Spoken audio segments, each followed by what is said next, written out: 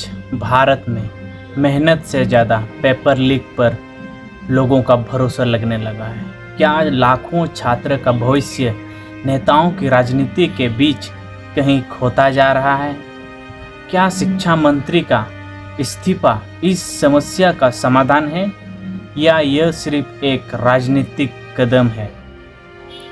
क्या सत्ता और विपक्ष दोनों अपने अपने राज्यों में हो रहे परीक्षा गड़बड़ी पर अलग अलग मापदंड अपनाते हैं? और सबसे बड़ा सवाल, अगर सिस्टम नहीं बदला तो अगला शिकार कहीं आपका भाई, आपकी बहन या आपका कोई दोस्त तो नहीं होगा?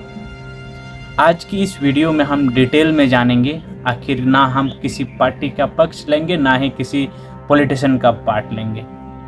आज जो बात करेंगे जिम्मेदारी की बात करेंगे और शिक्षा स्वास्थ्य को सुधार करने की बात करेंगे, जिस पर करोड़ों युवाओं का भविष्य टिका हुआ है। हम उस पर बात करेंगे।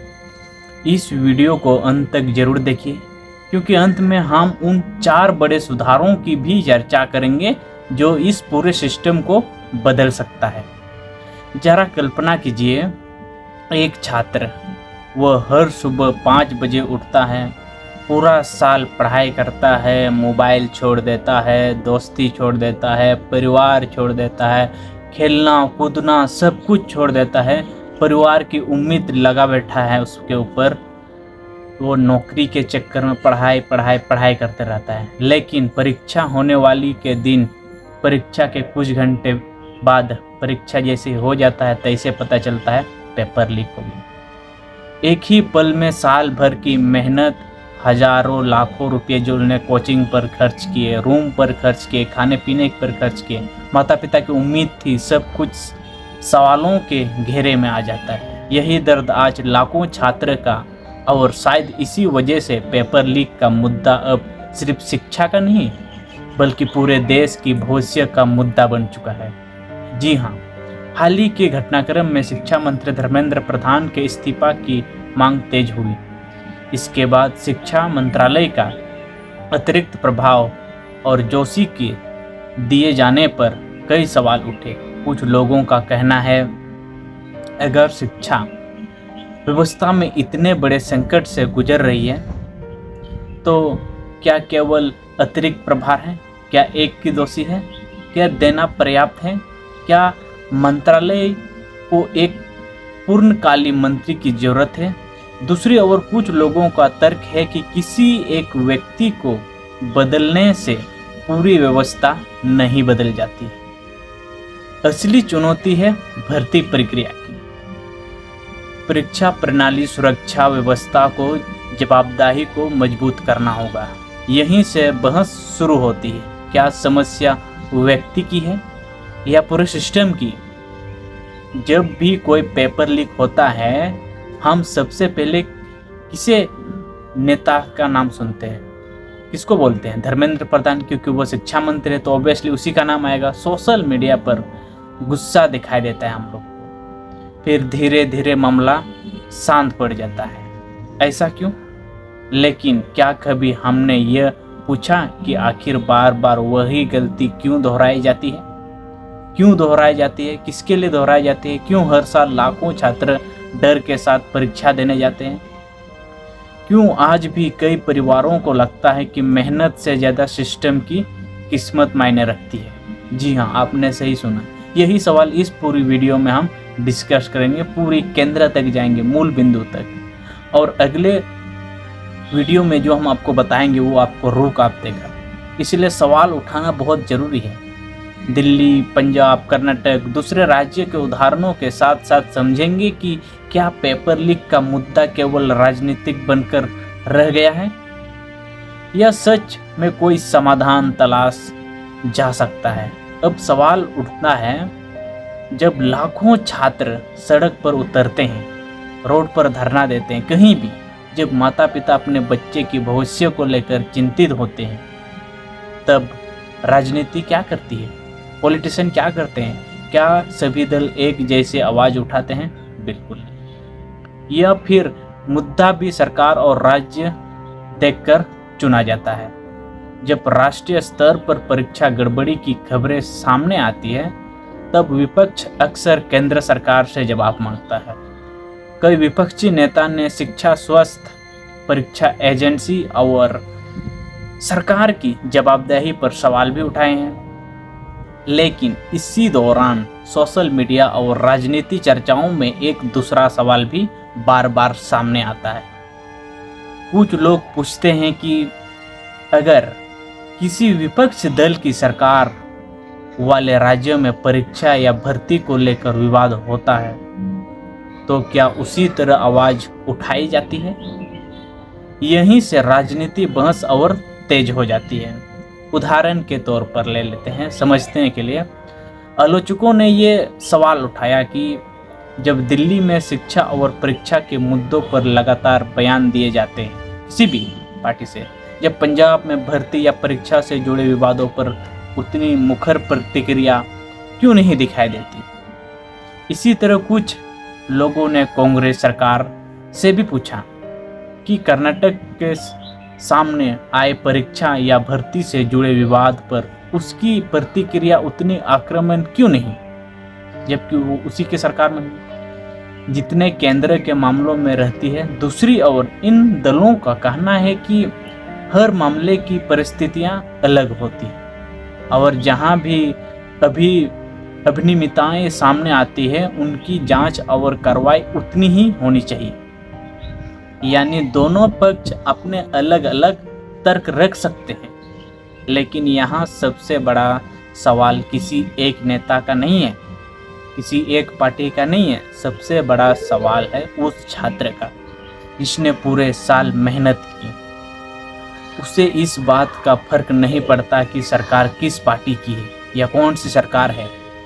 उसे केवल इतना चाहिए कि जो उसकी परीक्षा निष्पक्ष हो, अच्छी तरह से हो, उसकी मेहनत का सम्मान हो और अगर कोई दोषी है तो उसे सख्त सजा मिले, तुरंत कार्रवाई हो, कड़ी से कड़ी। छात्र का सपना ना भाजपा का होता है, ना कांग्रेस का होता है, ना आम आदमी पार्टी का होता है, ना ही किसी पार्टी का होता है। उसका सपना सिर्फ एक होता है, ईमानदारी से परीक्षा देना और अपनी मेहनत के दम पर सफलता हासिल करना। यही एक छात्र का सपना होता है। अब एक बड़ा सवाल, क्या यह समस्या केवल केंद्र या कुछ राज्यों के लिए सीमित है या फिर देश के अलग अलग राज्यों में वर्षों से परीक्षा और भर्ती से जुड़ी विवाद सामने आते आ रहे हैं? हम आप लोगों को बस इतना कहना चाहेंगे कि जो भी आप वीडियोस देखते हैं तो वीडियोस को लाइक कर दीजिए, हर एक दोस्तों से शेयर कर दीजिए, क्योंकि ये बात जानना हर किसी के लिए ज़रूरी है। बार बार दोहराई जाती है ये पेपर लीक क्यों? क्योंकि जब तक पूरे सिस्टम को नहीं समझेंगे तब तक समाधान भी अधूरा रहेगा। हमें सिस्टम को जानना बहुत ज़रूरी है। आपको लगता है कि पेपर लीक केवल एक राज्य की समस्या है तो शायद आपको पूरी तस्वीरें नहीं दिखाई जाती, आप पूरे समझदार नहीं हैं। सवाल ये नहीं है कि गलती कहाँ हुई है, सवाल ये है कि क्या भारत का परीक्षा सिस्टम बार बार वही गलती दोहरा क्यों रहा है, वही गलती बार बार क्यों हो रहा है। जब एक परीक्षा रद्द होती है तो केवल एक प्रश्न पत्र नहीं फटता, उसके साथ टूटता है लाखों छात्र की उम्मीदें, युवाओं के सपने टूट जाते हैं। अब बात करते हैं उत्तर प्रदेश की, देश का सबसे बड़ा राज्य जहां हर साल करोड़ों युवा सरकारी नौकरी और प्रतियोगिक परीक्षाओं में भाग लेते हैं। पिछले कुछ वर्षों में उत्तर प्रदेश भी अलग अलग भर्ती और प्रतियोगी परीक्षा को लेकर विवाद सामने आए। कहीं पेपर लीक के आरोप लगे, कहीं परीक्षा रद्द हो गई, कहीं कैंसिल करना पड़ा, तो कहीं जांच एजेंसी ने संगठित गिरोहों के खिलाफ कार्रवाई की। इन घटनाओं के बाद विपक्ष ने योगी आदित्यनाथ सरकार से जवाबदेही की मांग की। सवाल पूछा गया, सवाल उठाया गया, अगर हर बार पेपर लीक के बाद कार्रवाई होती है तो फिर अगली बार वही गलती कैसे हो जाता है, जबकि उस पर ऑलरेडी कार्रवाई हो चुकी है। दूसरी ओर उत्तर प्रदेश सरकार का कहना रहा है कि पेपर लीक और नकल माफिया के खिलाफ लगातार सख्त कार्रवाई की गई, ऐसा सरकार का कहना है। कई मामलों में गिरफ्तारियां हुई है, एफआईआर दर्ज भी हुई है और दोषियों की खिलाफ कानूनी कार्रवाई शुरू की गई है, ऐसा सरकार कहती रहती है हर बार, हर वक्त जब भी पेपर लीक होता है। सरकार का दावा है कि परीक्षा प्रणाली को पहले से अधिक सुरक्षित बनाने के नए कदम भी उठाए गए। यानी एक तरफ विपक्ष जवाब मांग रहा है, दूसरी तरफ सरकार कार्रवाई का दावा भी कर रही है। लेकिन इन दोनों के बीच सबसे बड़ा नुकसान किसका हो? उस छात्र का जो हर बार परीक्षा की तैयारी करता है, परीक्षा का इंतजार करता है हर बार। अगर हम पूरे देश को एक तरफ से देखें तो अलग अलग समय पर राजस्थान हुआ, बिहार हुआ, झारखंड मान लो, मध्य प्रदेश, हरियाणा, दिल्ली, गुजरात, तमिलनाडु और कई अन्य राज्यों में भी परीक्षा या भर्ती जुड़े विवाद सामने आए हैं। ऐसा नहीं है कि केवल झारखंड में हुआ, उत्तर प्रदेश में हुआ, कहीं या बंगाल में, कहीं ऐसे हुआ नहीं है, हर जगह होती है। कहीं फर्जी मिलते हैं, कहीं सोलर गैंग शामिल होते हैं, कि कई सारी ऐसे, यानी समस्या किसी भी सरकार की, किसी पार्टी या किसी राज्य तक सीमित नहीं है, ऐसा हमें देखने को भी मिलता है। यही वजह है कि आज देश भर में परीक्षा सुधार की मांग लगातार बढ़ रही है। आज जो एक छात्र के मन में केवल एक सवाल है, अगर हर सरकार कहती है कि दोषियों पर कार्रवाई होगी, तो फिर हर कुछ महीनों के बाद नया पेपर लीक कैसे सामने आ जाता है? क्या कानून कमजोर है? क्या कार्रवाई कम हो रही है? क्या तकनीकी पर्याप्त नहीं है? या फिर संगठित गिरोहों सिस्टम से हमेशा एक कदम आगे निकल जाते हैं? ये सोचने वाली बात है। इन सवालों का जब हमें सिस्टम के अंदर जाकर ढूंढना होगा, एक पल के लिए अपनी आंखें बंद कीजिए, 2005 में चले जाइए आप। एक छात्र परीक्षा की तैयारी कर रहा है, उसे नहीं पता कि आने वाले 20 वर्षों में देश के अलग अलग राज्यों से बार बार एक जैसी खबरें सामने आएंगी। पेपर लीक, परीक्षा रद्द, भर्ती पर रोक, लाखों उम्मीदवारों फिर से परीक्षा देंगे। क्या यह सिर्फ एक संयोग है या फिर यह किसी बहुत बड़ी समस्या का संकेत है? विभिन्न स्वतंत्रता अध्ययनों में और मीडिया की विश्लेषण के अनुसार जो वीडियोस हम लोग देखते हैं, 2005 से लेकर हाल के वर्षों तक देश के कई राज्यों में परीक्षा और भर्ती से जुड़े सैकड़ों विवाद दर्ज किए गए। इन पेपर लीक, फर्जी, ओएमआर पर जो गड़बड़ी हमें हमेशा देखने को मिलती है, रिजल्ट में गड़बड़ी देखने को मिलती है, अनियमितता और संगठित नकल जैसे मामले शामिल होते हैं हर पेपर लीक पर। कुछ 21 राज्यों में से 220 से अधिक परीक्षा धोखेधड़ी के मामलों में उल्लेख किए जाते हैं। हालांकि केंद्र सरकार का कहना है कि इस प्रकार के मामलों का कोई एकीकृत राष्ट्रीय डेटाबेस उसके पास उपलब्ध नहीं है। गद्दार भरे पड़े हैं, क्योंकि अलग अलग परीक्षाएं अलग अलग संस्थाएं आयोजित करते हैं, अलग अलग एजेंसियां चलाती हैं।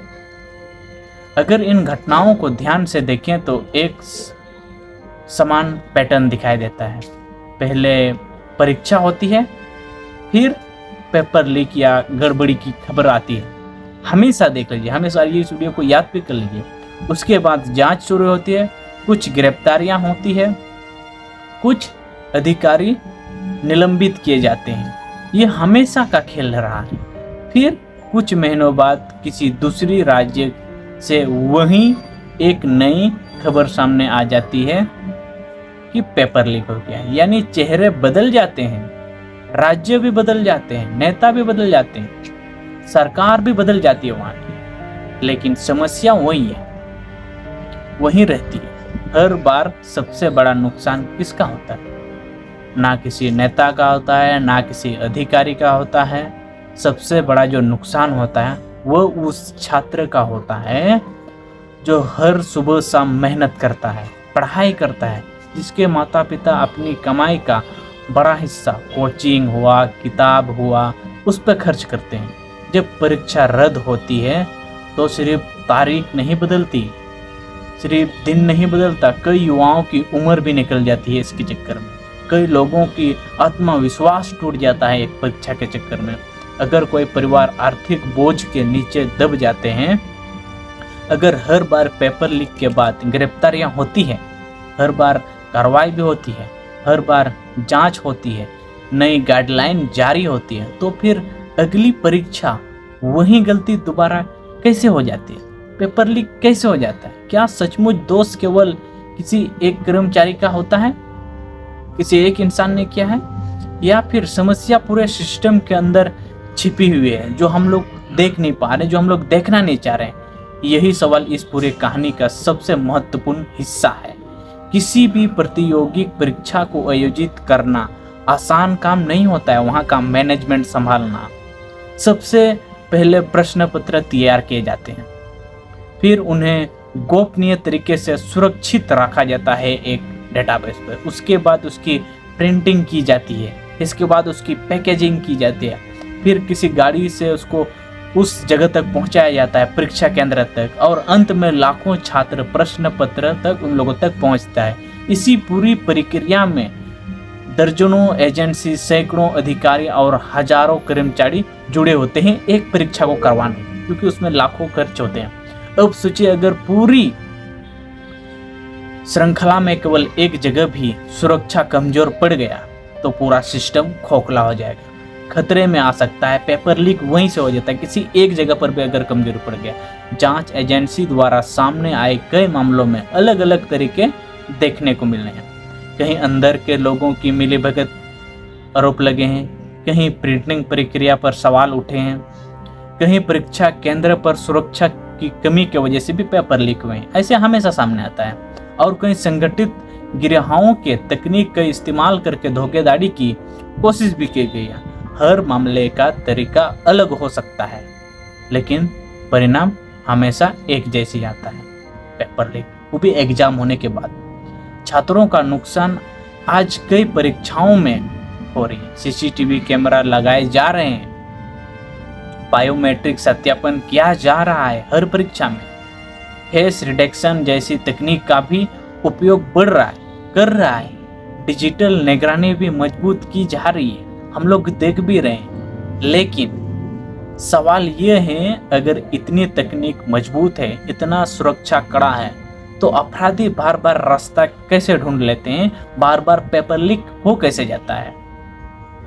साथ साथ मजबूत प्रशासन या नियमित ऑडिट, जवाबदेही और तेज कार्रवाई भी उतनी ही जरूरी है।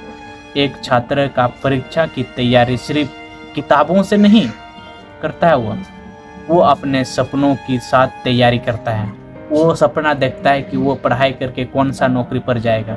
जब बार बार परीक्षा रद्द होती है तो उसे लगने लगता है कि शायद मेहनत से ज़्यादा किस्मत मायने रखती है, क्योंकि पेपर लीक तो हर बार होता है। यही सोच सबसे खतरनाक है, क्योंकि जिस दिन युवाओं का भरोसा शिक्षा स्वस्थ से उठ जाता है, उसी दिन केवल एक परीक्षा नहीं हारती, पूरा देश हारने लगता है।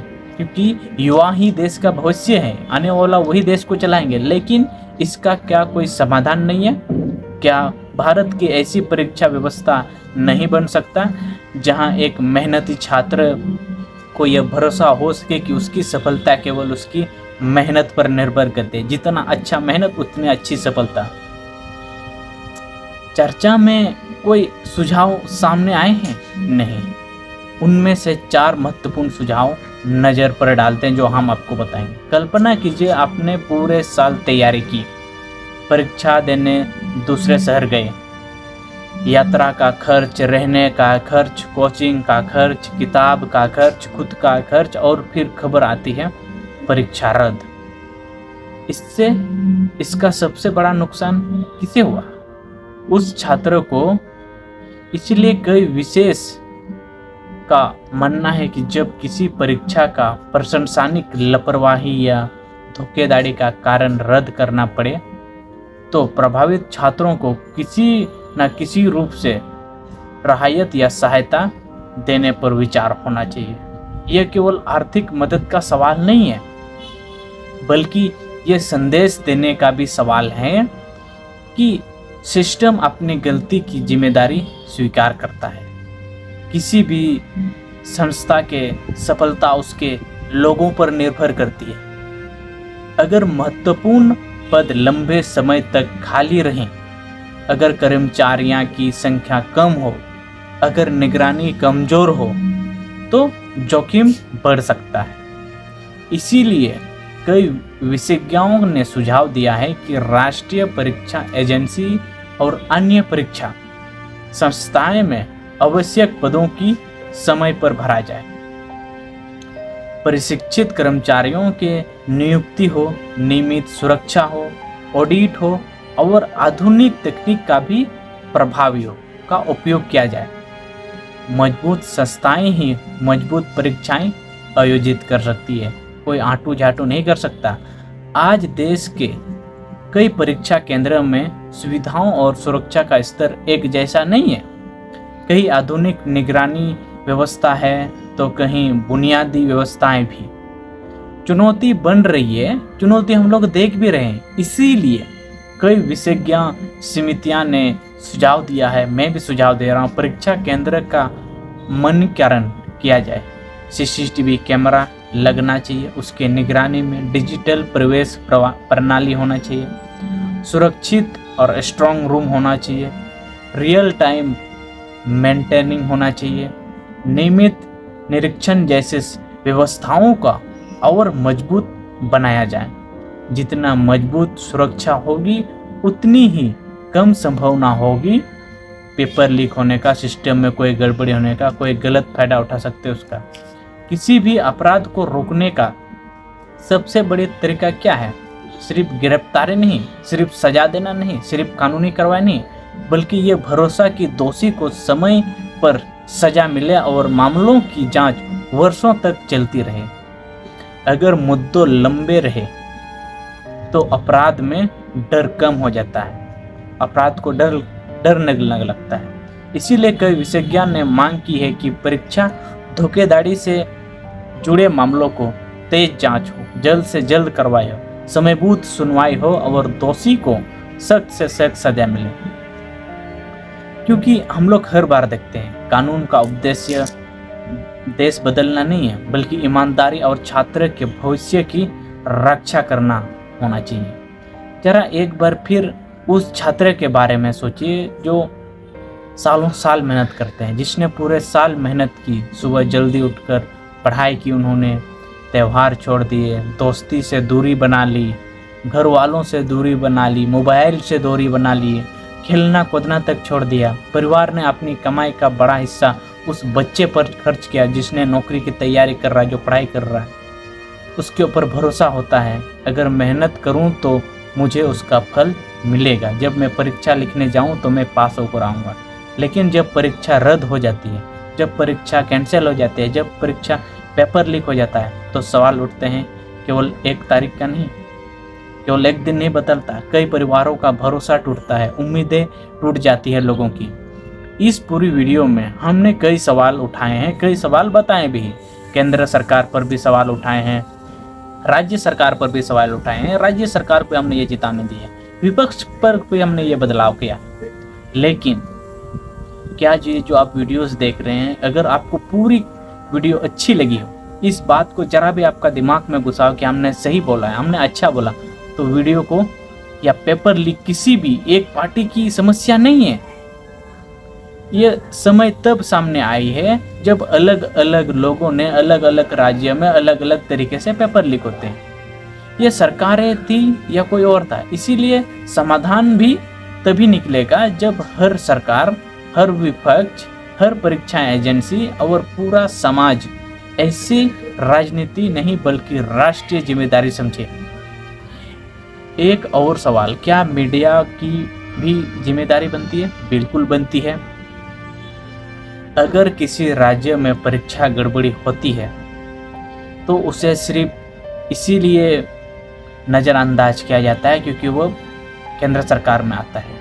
नहीं किया जाना चाहिए ऐसे, क्योंकि किसी दूसरी पार्टी की सरकार वाला राज्य जहाँ हो किसी भी, और किसी एक घटना को सिर्फ राजनीतिक बहस तक सीमित रखें, सीमित उसके जोड़े देना चाहिए, ये पर्याप्त नहीं है। मीडिया का काम है तथ्य फैक्ट के साथ सवाल पूछना और हर सरकार से बराबरी का आधार और जवाब मांगना, ये हर मीडिया का काम है। अगर आप ये वीडियो देख रहे हैं तो किसी प्रतियोगी परीक्षा की तैयारी कर रहे हैं आप भी, तो मैं आपसे एक बात कहना चाहता हूँ, मैं आपको एक बात बताना चाहता हूँ। पेपर लीक जैसे घटनाएं निराश जरूर करती है, आपको भी, हमको भी, हम भी पढ़ते हैं, आप भी पढ़ते हैं। अपनी मेहनत पर भरोसा कभी मत छोड़िए। आप अपने पढ़ाई पर फोकस रखिए। ईमानदारी से पढ़ने वाले छात्र की संख्या बेईमानी करने वाले से कहीं ज़्यादा है, क्योंकि बेईमानी कुछ लोग ही करते हैं। देश को आगे बढ़ाने वाले लोग शॉर्टकट से नहीं बल्कि मेहनत से बनते हैं। इसीलिए तैयारी कीजिए, खूब पढ़िए और तैयारी जारी रखिए।